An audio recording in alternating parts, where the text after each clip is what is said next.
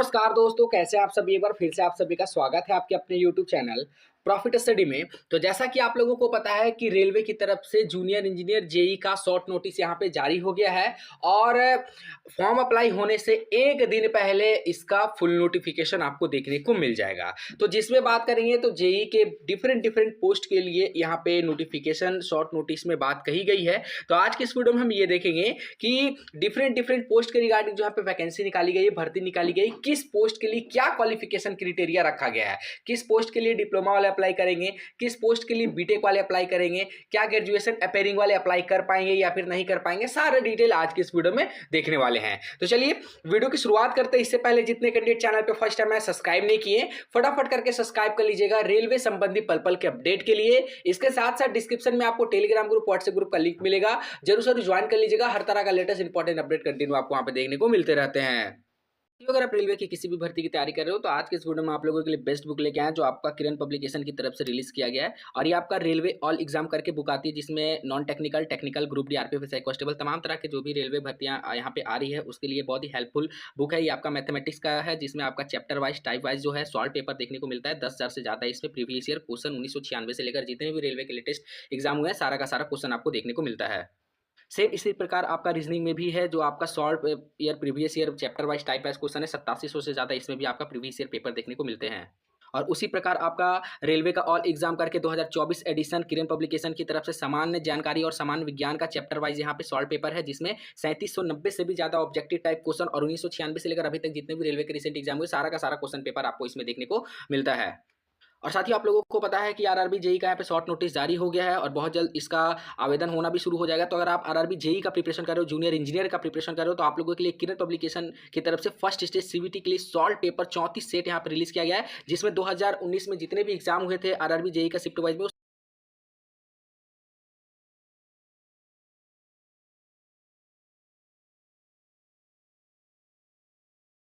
तो देखिए साथियों, फाइनली हम ऑफिशियल नोटिफिकेशन पे आ गए हैं और यहाँ पे शॉर्ट नोटिस के अकॉर्डिंग जो है आपका 30 जुलाई 2024 के डेट से आवेदन शुरू हो जाएगा, जो आपका 29 अगस्त 2024 तक चलेगा। भारतवर्ष के संपूर्ण छात्र इसके लिए आवेदन कर सकते हैं।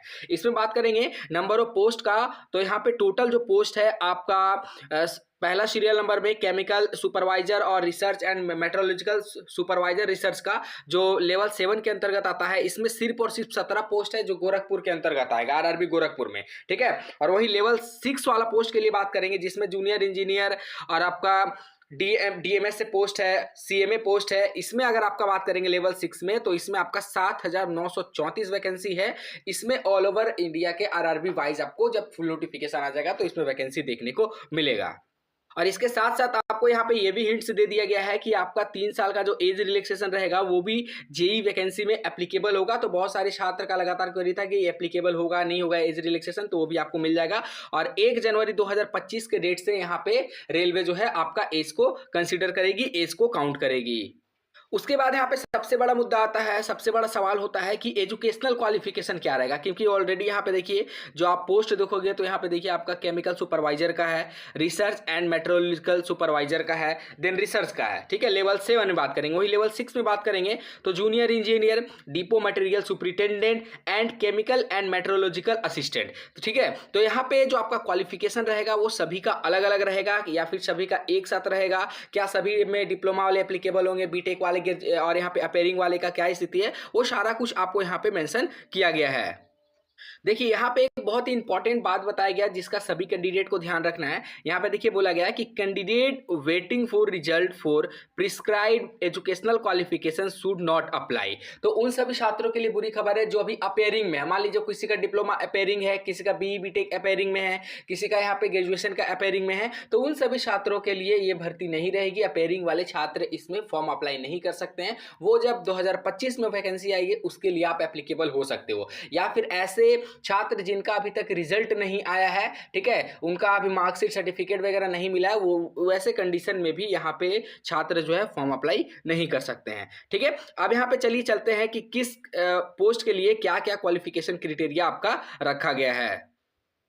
तो फाइनली हम आ गए हैं जो आपका 2018 में जेई का नोटिफिकेशन जारी किया गया था। देख लीजिए CEN 3/2018 पोस्ट पैरामीटर पे आ गए हैं और यहाँ पे हम मिनिमम एजुकेशनल क्वालिफिकेशन क्राइटेरिया हर पोस्ट का समझेंगे, हर डिपार्टमेंट का समझेंगे, कौन सा डिपार्टमेंट में क्या क्या क्वालिफिकेशन क्राइटेरिया, इसके साथ साथ मेडिकल स्टैंडर्ड भी आप लोग को पता चलेंगे ताकि आप लोग को समझने में आसानी हो। सबसे पहले यहाँ पे बात करेंगे तो जूनियर इंजीनियर जो आपका इंजीनियरिंग डिपार्टमेंट के अंतर्गत आता है। तो इंजीनियरिंग डिपार्टमेंट के अंतर्गत आपको बहुत सारा पोस्ट देखने को मिलेगा, जैसे जूनियर इंजीनियर ब्रिज का हो गया, सिविल डिजाइन का हो गया, पीवे का हो गया, उसके बाद आपका एस्टिमेशन का हो गया, पीवे वर्कशॉप का हो गया, डिजाइन सिविल हो गया, जूनियर इंजीनियर सिविल हो गया, जूनियर इंजीनियर वर्क हो गया, रिसर्च सिविल हो गया, वर्क हो गया। तो इस तरह करके आपका जो सारा पैरामीटर है वो आपका डिपार्टमेंट इंजीनियरिंग के अंतर्गत देखने को मिलता है। मेडिकल स्टैंडर्ड देखिए यहाँ पे A3 भी है तो C1 मेडिकल स्टैंडर्ड भी रखा गया है, ठीक है। उसके बाद B2 B1 मेडिकल भी स्टैंडर्ड रखा गया है। तो जिस पोस्ट के लिए जो क्वालिफिकेशन जो मेडिकल स्टैंडर्ड रखा गया है उसके बारे में आपको यहाँ पे जो नोटिफिकेशन में मेंशन किया गया उसके अकॉर्डिंग आप लोग भी देख सकते हैं। नहीं तो बहुत सारे छात्र का बोलते हैं हमारा B1 है, C1 है,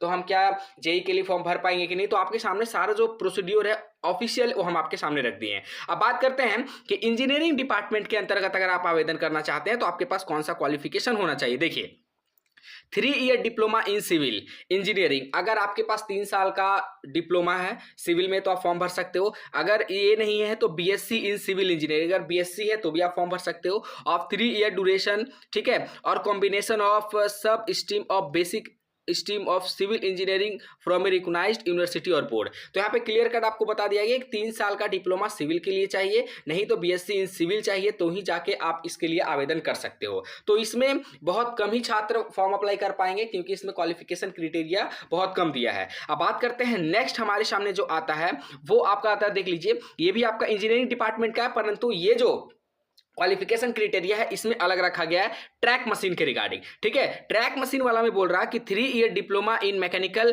production automobile electrical electronics instrument and control engineering. तो इसमें बहुत सारे स्ट्रीम को मौका दिया गया है जिसमें आपका mechanical production automobile electrical electronics instrument ये सारे जो छात्र हैं वो फॉर्म भर सकते हैं डिप्लोमा वाले। इसके साथ साथ बोला गया है कि और a combination of any sub stream of basic of mechanical production, तो ये सारे को भी यहाँ पे मौका दिया गया है, BE BTech वाले को भी साथ में, ठीक है। अब यहाँ पे आगे बढ़िए, अब यहाँ पे बात करते हैं कि ये तो इंजीनियरिंग डिपार्टमेंट का हम लोगों ने देख लिया। अब मैकेनिकल डिपार्टमेंट में क्या सीन है, मेडिकल डिपार्टमेंट में कौन कौन से छात्र फॉर्म अप्लाई कर सकते हैं, वो मेडिकल आपका मैकेनिकल का भी यहाँ पे देख लीजिए। तो मैकेनिकल में यहाँ पे क्लियर कट आपको बताया जा रहा है कि 3 year diploma in mechanical electrical electronics manufacturing metrologic industrial mechanizing और आपका instrumentation and control tool and machining tool and die making automobile production engineering. तो इतने सारे छात्र जो है डिप्लोमा किए हैं वो सारे यहाँ पे मैकेनिकल के अंतर्गत फॉर्म अप्लाई कर सकते हैं। अगर ये नहीं है तो और बोला है और combination of any sub stream of basic stream of mechanical engineering mechanical electrical electronics manufacturing mechatronics industrial और आपका machining instrumentation and control tool and machining tool and die making automobile production engineering from a recognised university और board. तो यहाँ पे BE BTech के regarding diploma के regarding आपका सारा ब्रांचेस का जो ब्यौरा है वो आपको दे दिया गया है। तो ये पूरा मैकेनिकल का सीन था। अब देखिए मैकेनिकल के अंतर्गत बात करेंगे तो यहाँ पे मैकेनिकल डिपार्टमेंट के अंतर्गत ही कुछ और भी ऐसे पोस्ट है जिसके रिगार्डिंग क्वालिफिकेशन अलग रखा गया है। इसमें क्या क्या क्वालिफिकेशन है, तो 3 year diploma in mechanical electrical. देखिए मैकेनिकल वाले पोस्ट के लिए इलेक्ट्रिकल वाले को भी यहाँ पे अलाउ किया जा रहा है, ठीक है। तो मैकेनिकल इलेक्ट्रिकल इलेक्ट्रॉनिक्स इंजीनियरिंग और a combination of mechanical electrical electronics engineering, मतलब डिप्लोमा और BE BTech वाले यहाँ पे फॉर्म अप्लाई कर सकते हैं इलेक्ट्रिकल के अंतर्गत, ठीक है। देखिए सारा यहाँ पे देखिए ये आपका ये जो 2 पोस्ट था शुरू में ये आपका मैकेनिकल था, परंतु यहाँ से जो है वो सारा इलेक्ट्रिकल है। तो इलेक्ट्रिकल वाले में मैकेनिकल वाले भी एप्लीकेबल है और मैकेनिकल वाले में इलेक्ट्रिकल वाले भी एप्लीकेबल है, ठीक है।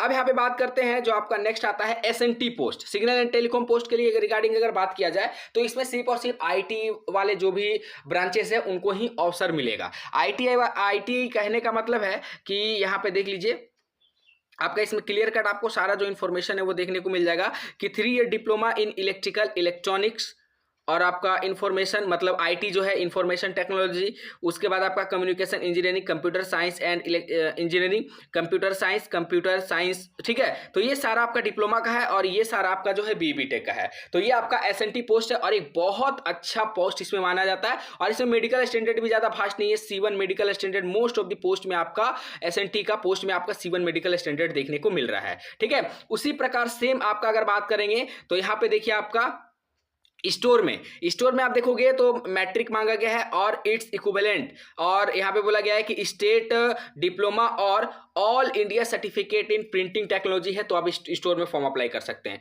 स्टोर का सारा वही क्वालिफिकेशन है और यहाँ पे 3 year diploma engineering any discipline, और स्टोर का एक है जो आपका सुपरिटेंडेंट का आता है, इसमें 3 ईयर डिप्लोमा कोई भी स्ट्रीम हो तो इसमें चल जाएगा। अकाउंटेंट के बारे में बात किया जाए तो इसमें आपका देखिए PGDCA/BSc जो आपका कंप्यूटर साइंस से रहेगा, BCA बीटेक इंफॉर्मेशन टेक्नोलॉजी, ये सभी कैंडिडेट जो है इसमें आवेदन कर सकते हैं अकाउंट वाले में। उसी तरह मैकेनिकल वाले में तो यहाँ पे बैचलर को बोला गया bachelor degree in science with physics and chemistry with minimum of 45% marks from recognised university, ठीक है। तो इसमें बैचलर डिग्री वाले फॉर्म अप्लाई कर सकते हैं, बीटेक वाले फॉर्म अप्लाई कर सकते हैं। तो इस प्रकार करके यहाँ पे सारा जो है एजुकेशनल क्वालिफिकेशन आपको यहाँ पे बताया गया है, ठीक है। तो हम लोगों ने हर तरह का पोस्ट के लिए, चाहे वो आपका CMA पोस्ट हो, उसके बाद DMS पोस्ट हो, ठीक है, जो भी पोस्ट यहाँ पे निकाला गया, हर पोस्ट का हर डिपार्टमेंट के अकॉर्डिंग हम लोगों ने यहाँ पे क्वालिफिकेशन को कवर किया। अब बाकी हम नेक्स्ट वीडियो में इसका बात करेंगे कि आपका ऑफिशियली सिलेबस इसका क्या है, CBT 1 में आपका क्या पूछा जाता है,